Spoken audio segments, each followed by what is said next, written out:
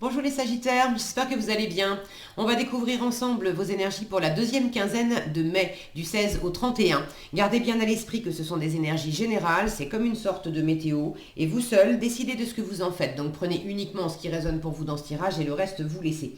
Je vous invite également à consulter les vidéos de votre ascendant et des autres signes de votre thème astral pour compléter ces informations. Ici, l'énergie avec laquelle vous entrez dans cette quinzaine, ce que vous voulez pendant cette période, comment vous vous sentez, la force qui vous soutient, le challenge à relever, le résultat global de cette quinzaine et quelques messages conseils pour finir. Les jeux que j'utilise pour ce tirage sont le tarot du bon karma et la petite boîte pour devenir sage et heureux comme un chat. Vous retrouvez sous chaque vidéo en description tous les tarots et oracles qui sont régulièrement utilisés sur cette chaîne, ainsi que le lien pour les guidances personnalisées. Alors, on y va. Vous avez l'as de bâton, le roi de bâton, le 9 de denier, 5 de denier, la mort et la force. Et bien c'est pas mal, il y a vraiment votre énergie là, il y a du feu, hein, bâton, la force. Alors la force c'est plus le signe, le signe du lion. D'ailleurs en termes de signe, j'ai le lion ici, le scorpion là. Mais vous êtes là avec As de bâton, Roi de bâton, c'est votre énergie, l'énergie de feu, les Sagittaires. Il y a quelque chose là de très... j'ai l'impression mais de très agréable, de très tentant. Vous avez envie de vous lancer là dans quelque chose. Et euh,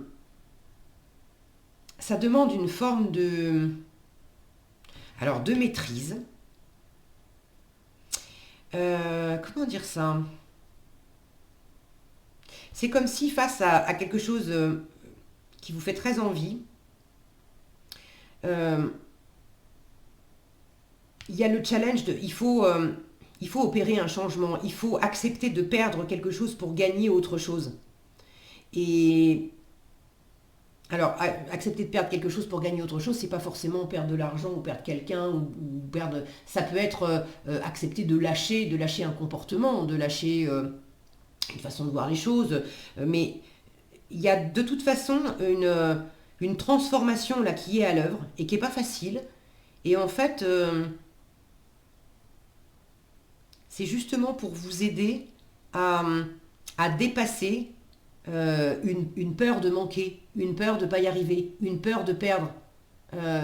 Comme si l'univers faisait exprès de vous mettre dans une situation où il va falloir lâcher prise sur quelque chose, observer le fait que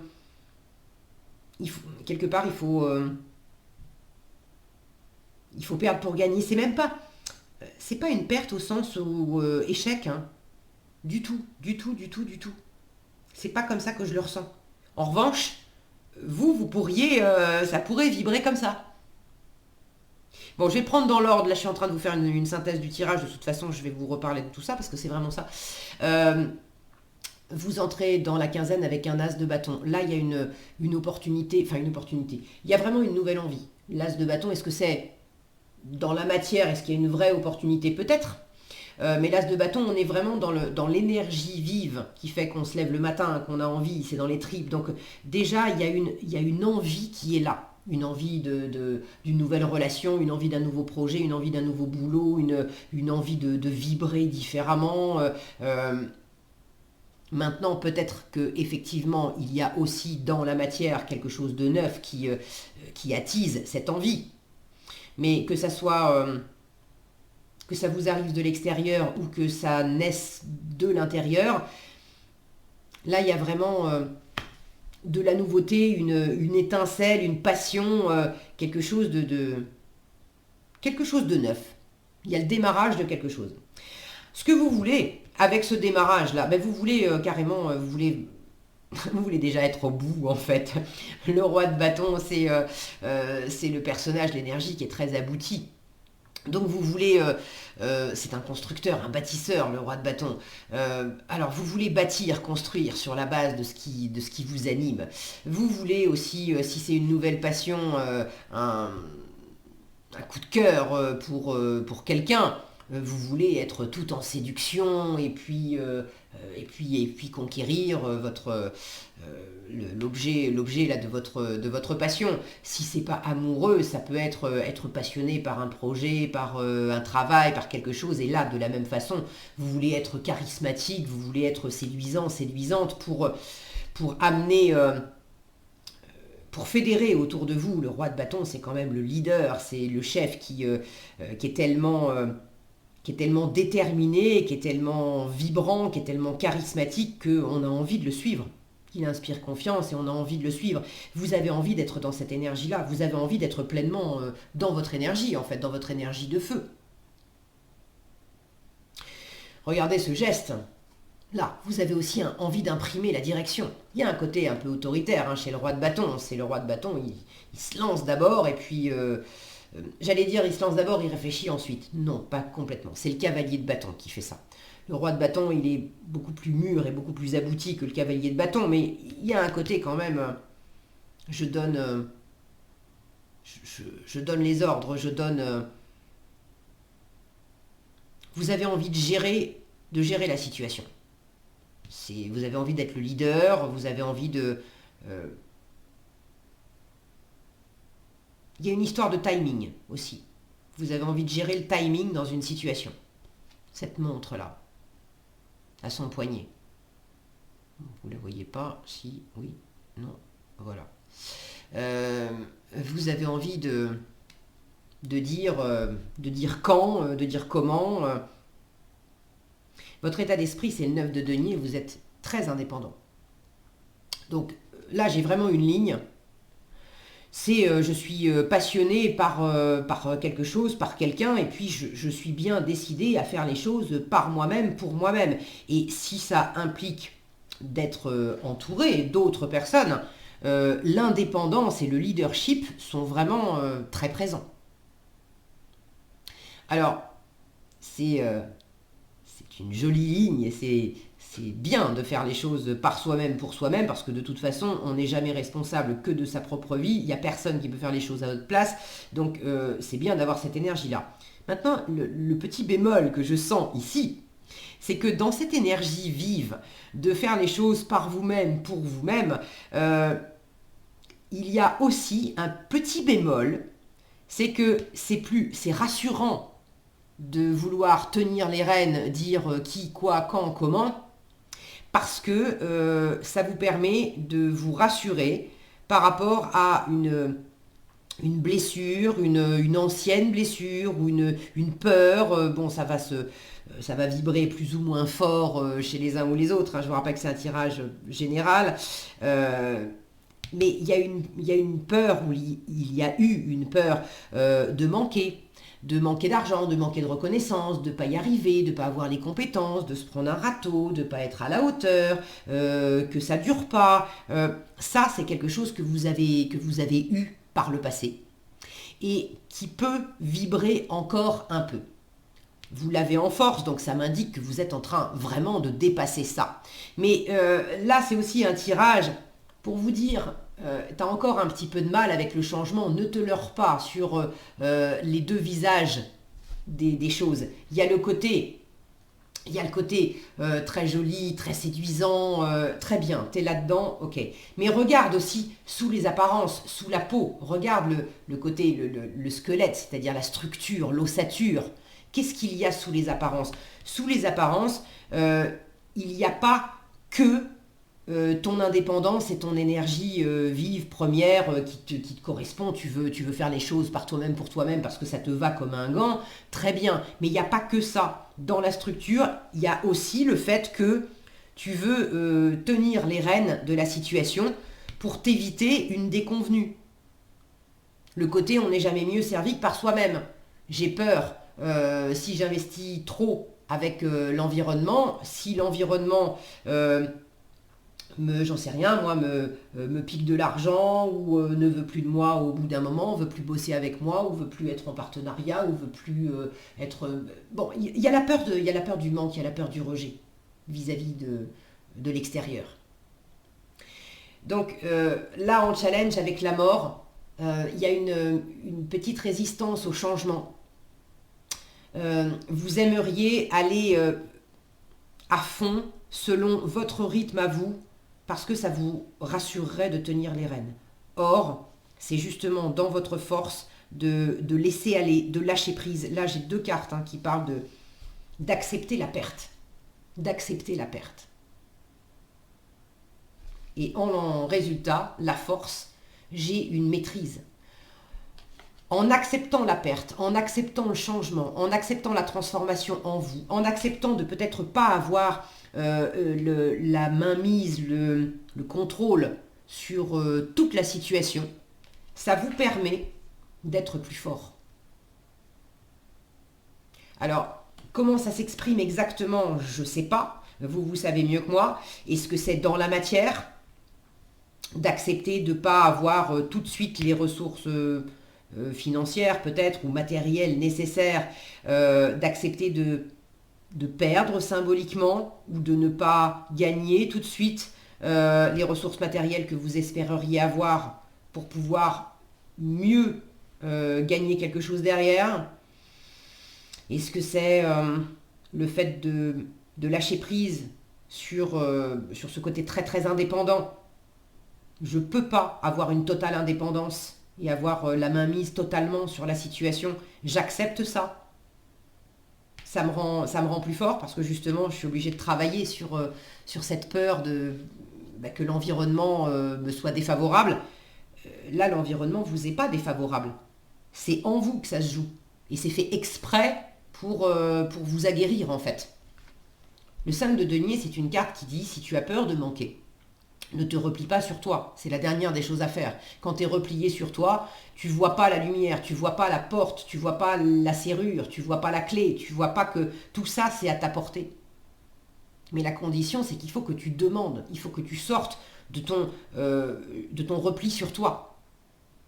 Et il peut y avoir, même avec des énergies qui sont, quand on voit ce roi de bâton et ce 9 de denier, c'est très agréable, c'est très serein, on les sent forts, on les sent bien dans leur basket, ces deux-là. Mais est-ce qu'il n'y a pas quelque chose à aller regarder sous les apparences? Parce que sous ces apparences-là, dans quelle mesure je me suis aussi repliée sur moi? Alors bien sûr, je ne donnais pas cette apparence-là, d'être comme un pauvre bougre, dans le froid, transi. Non, je donnais cette apparence-là. Mais j'étais très attachée à ce côté leadership, c'est moi qui tiens les rênes et je fais les choses en totale indépendance pour masquer à l'environnement et peut-être même à moi-même le fait que intérieurement, j'étais pas si rassurée. Je me sentais pas si aguerrie que ça. Et là, pour devenir plus fort, d'avoir une vraie force en vous, c'est-à-dire de ne plus avoir en vous cette peur de manquer ou de ne pas être à la hauteur ou d'être rejeté, etc., c'est d'apprendre à se tourner vers l'extérieur pour demander de l'aide si besoin. Je manque de ressources financières ou matérielles ou je ne sais pas comment m'y prendre. J'accepte de demander à quelqu'un qui sait mieux que moi, à un banquier, à un notaire, ou d'appeler un copain, une copine, ou si je me sens seule, je me sens pas forcément très sûre de moi face à quelque chose là qui m'anime beaucoup par ailleurs, mais c'est normal, ça s'appelle la vie, quand il y a quelque chose qui nous plaît vraiment, quelque chose ou quelqu'un qui nous plaît vraiment, l'enjeu est d'autant plus fort que ça vient réveiller en nous des peurs et des insécurités, c'est normal. Mais là, en force, on vous dit, ta plus grande force, c'est de ne pas te planquer avec ça. Décroche ton téléphone pour en parler avec un copain, une copine, va voir des gens, demande de l'aide. Le 5 de denier, c'est demande et tu recevras. Mais si tu ne demandes pas, tu ne reçois pas. Et là, il y a quelque chose dans votre façon de faire, puisque votre état d'esprit est beaucoup à l'indépendance. Le 9 de denier, c'est vous vous sentez très à l'aise, vous vous sentez fier de vous aussi. Fier de tout ce que vous avez bâti, de tout ce que vous avez parcouru, de tout ce que vous avez amassé en termes de richesse financière, matérielle, de tout ce que vous avez créé dans la matière, de toutes les ressources aussi intérieures que vous avez fait grandir en vous. Vous êtes fier de vous. Vous vous appuyez là-dessus. Et On ne vous dit pas que c'est pas bien, mais il y a une force supplémentaire à avoir en accordant, en plus, en laissant... qu'est-ce que c'est? Je ne sais pas. Mais il y a une force supplémentaire à acquérir pendant cette quinzaine en acceptant de lâcher quelque chose, de perdre quelque chose, de laisser partir quelque chose ou quelqu'un. Peut-être que c'est que momentané. Mais il y a le fait de lâcher prise et d'accepter une forme de changement en sachant que ça vous insécurise quelque part. Et si vous laissez faire ce processus, ça vous rend d'autant plus fort. La force, c'est donc en résultat, avec cette carte de la force, c'est une carte qui dit que vous restez vraiment déterminé sur ce que vous voulez. Donc, pendant cette quinzaine, il y a vraiment un objectif, quelque chose qui vous tient vraiment à cœur. En même temps, sans que ça soit catastrophique, ça ne l'est pas du tout. Mais il y a quelque chose qui n'est pas exactement comme vous voulez pendant cette quinzaine. Et c'est précisément fait exprès pour vous aguerrir, pour peut-être tester votre motivation, pour tester votre détermination à garder le cap dans le temps. Parce qu'il y a une question de timing, là, je ne sais pas pourquoi, mais j'ai la question de timing qui me revient. La force, c'est aussi la communication avec son entourage. De peut-être, il y a quelque chose à maîtriser, peut-être, dans la communication aussi, d'être peut-être moins dans le côté autoritaire, à intimer des ordres. Il y a une différence entre imposer le respect et inspirer le respect. On cherche à imposer des choses quand on a peur, justement, derrière, que ça ne se passe pas exactement comme... que ça pourrait être périlleux quelque part pour nous. À partir du moment où on est beaucoup plus fort intérieurement et qu'on a cette force de sentir que tout est juste dans l'univers, tout est juste à l'intérieur de nous, et que si les choses se mettent en place comme ça, y compris pas comme on avait pensé au départ, qu'au bout du compte, je fais confiance à l'univers, je me fais confiance à moi-même, il y a quelque chose de bon qui va en sortir. Là, ça nous donne justement un rayonnement supplémentaire qui nous rend très magnétique aux yeux des autres. Et là, on inspire le respect. Les autres ont envie de nous suivre parce qu'ils se disent « Waouh, il n'y a rien qui le fait vaciller ou qui l'a fait vaciller, quand bien même les choses ne se passent pas exactement comme elles avaient été prévues. » Donc c'est quand même rassurant de faire un bout de chemin auprès de quelqu'un qui vibre comme ça. Donc pour moi, c'est un très chouette tirage pour vous les Sagittaires. Il y a quelque chose d'encore meilleur qui s'installe à l'intérieur de vous. Mais ça représente un petit challenge, il va falloir accepter de lâcher quelque chose. Quoi, je sais pas. Si vous voulez bien satisfaire ma curiosité dans les commentaires, ça serait cool. Merci d'avance. Alors, qu'est-ce qu'on vous donne comme message ? Le chat ne s'agite jamais pour rien. Le chat, c'est rester dans la quiétude. Le chat, c'est se mettre en retrait pour mieux revenir. Trois cartes là qui parlent justement de canaliser cette énergie vive pour une notion de timing aussi. Pour peut-être mieux pour mieux y revenir. Alors, le chat ne s'agite jamais pour rien. On vous dit en bon félin qu'il est, le chat modère son effort, non par paresse, mais pour que son énergie soit bien utilisée au moment opportun. C'est la force, bien canalisée. Brasser de l'air ne fera qu'épuiser. Et puis le félin, il est là. Alors c'est un gros chat, mais le félin, il est là. Brasser de l'air ne fera qu'épuiser inutilement votre énergie. Utilisez-la pour ce qui en vaut vraiment la peine. Une action juste, même la plus simple, sans courir partout, sera tellement plus efficace. Ensuite, le chat, c'est rester dans la quiétude. Le calme est un état fondamental pour accéder à la joie sans objet. Cultivez ce calme intérieur en prenant du temps pour vous, cette notion de temps-là. En respirant profondément, en méditant, vous vous réjouirez plus vite de tous les moments de la vie. J'ai l'impression que vous saurez faire ça parce que le 9 de denier, il est très ancré dans la matière, il sait prendre son temps. Donc pour moi, vous êtes déjà dans cette énergie-là, donc maintenez-la. Et le chat, c'est se mettre en retrait pour mieux revenir. Tout comme le chat, lorsque vous vivez un épisode stressant, retirez-vous un instant et soufflez. Quelques respirations pleines et entières. Vous reviendrez plus apaisé. Voilà ce que j'avais pour vous les Sagittaires. J'espère que cette vidéo vous sera utile. Si elle vous a plu, je vous invite à la liker, la partager, la commenter. Et pour être averti quand je publie de nouvelles vidéos, il suffit de vous abonner et d'activer la cloche des notifications. Prenez bien soin de vous, passez une excellente quinzaine et je vous dis à bientôt dans un prochain tirage.